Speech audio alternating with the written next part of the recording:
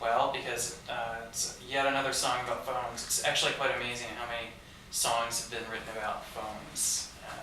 I have like 100 songs just in that one playlist. Yeah.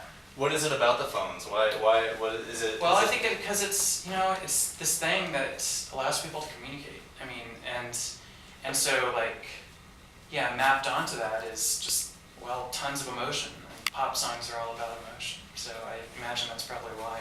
It's like the kind of distance also.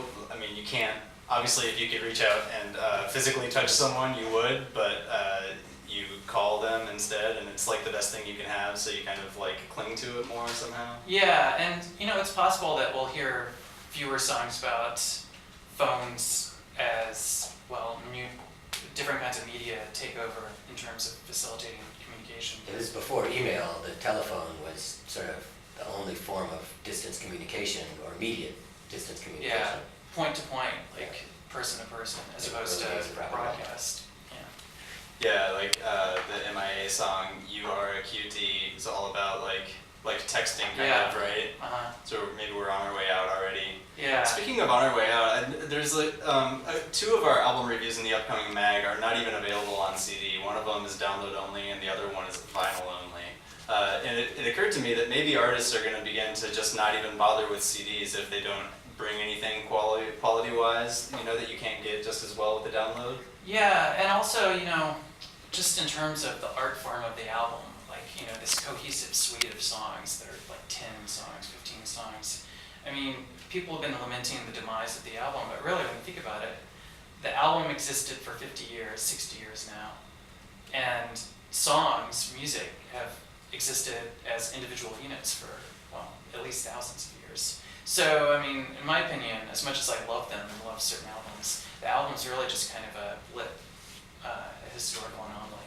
It does seem possible, though, that if CDs disappear, that albums may remain as a niche market. Or at least Jack White is hoping that. You're talking about LPs? Yeah, albums. LPs, yeah.